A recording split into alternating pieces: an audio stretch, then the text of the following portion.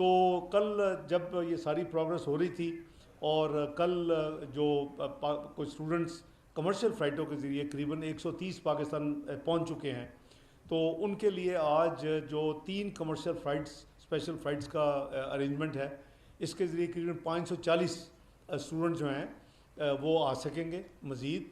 और ये नंबर जो है वो यानी 670 का हो जाएगा। 130 कल, 540 3 फ़्लाइट्स में। एक हमने आज एयरफोर्स से बात करके सुबह से तो अपना उनकी एक फ़्लाइट आज जाएगी, वो अभी तैयारी में है और वो एयरबस एयरफोर्स लेके जाएगी और उसमें जो कैपेसिटी है करीबन 130 स्टूडेंट्स की है। उसके लिए एम्बेसी ने इतला कर दी है पाकिस्तानी स्टूडेंट्स को जो और जाना चाहें। 540 तो बुक हो चुके हैं कमर्शियल फ़्लाइट्स पे। तो अभी तक हमें करीबन 50 के करीब स्टूडेंट्स ने वहाँ एम्बेसी में वहाँ अपना एंट्री करवाई है और बताया कि जी हम इस एयरफोर्स की फ़्लाइट पे जाना चाहते हैं। लेकिन हम कोशिश कर रहे हैं कि उसको जितना वाइड स्प्रेड वो मैसेज जा सके और उनकी हेल्पलाइन भी हमने क्रिएट करवाई ताकि 24/7 वो फैसिलिटी भी अवेलेबल है।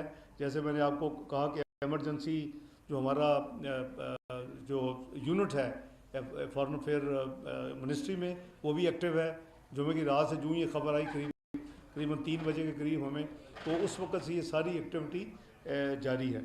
मेरे साथ जो वज़ीर ख़ारजा साहब ने जो बातें की वो मैं समझता हूँ कि बड़ी इम्पॉर्टेंट है। उन्होंने मुझे एक तो ये अश्योर करवाया कि ये वो ख़ुद के सदर साहब और उनकी काबीना के चेयरमैन होते हैं, जैसे अब कई मुल्कों में प्राइम मिनिस्टर होते हैं।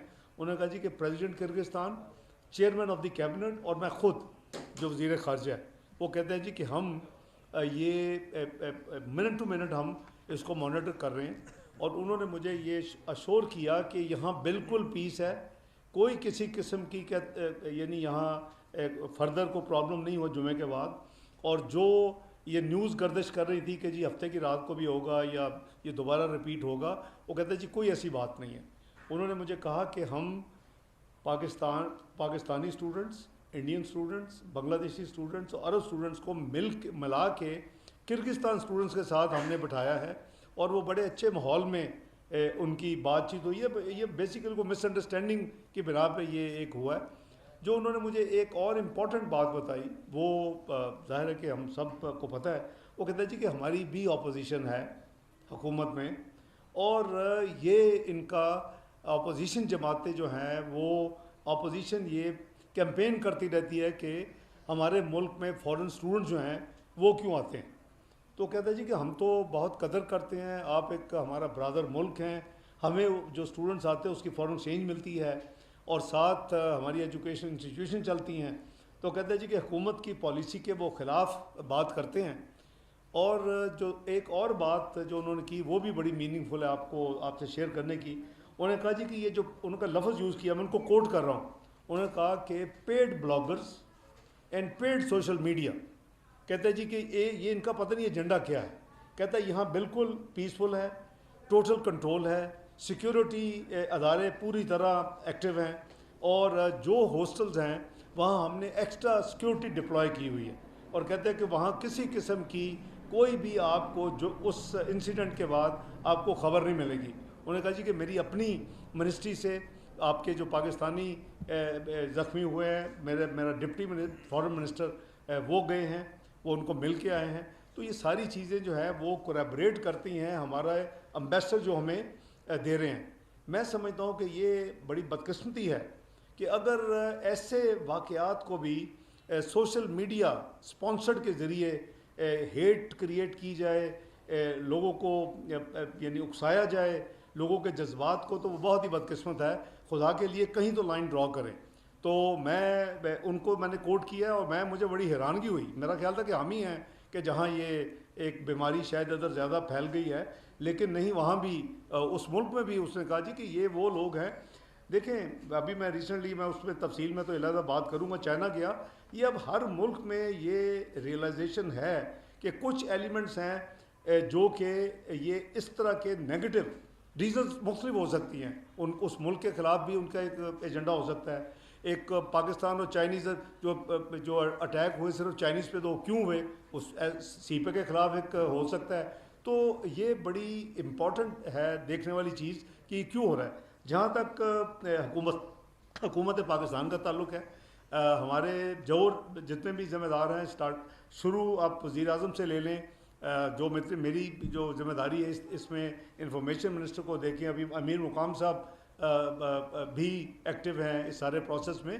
तो हमारी ज़िम्मेदारी है आवाम को लुक आफ्टर करना। एक एक जो जान है वो कीमती है। मुझे वज़ीर ख़ारजा ने कैटेगोरिक कहा कि ये टोटल झूठ सोशल मीडिया में ख़बरें चलाई गई हैं कि पाकिस्तानी खुदा न खास्ता स्टूडेंट कोई वहाँ हिलाक हुए हैं। कहते मैं आपको गारंटी हो कहता है कर रहा हूँ कि एक भी पाकिस्तानी स्टूडेंट अल्लाह के फल से कोई हिलाकत नहीं हुई, ज़ख्मी ज़रूर हैं और वो टोटल 16 हैं पूरे तमाम ममालिक से।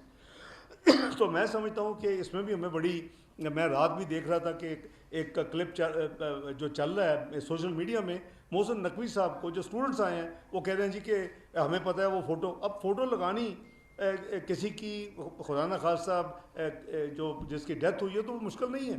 तो मैं समझता हूँ कि ये बहुत ही यानी इनह्यूमन और बहुत ही बदकिस्मती है कि हम उस हद तक सोशल मीडिया वाले जा रहे हैं।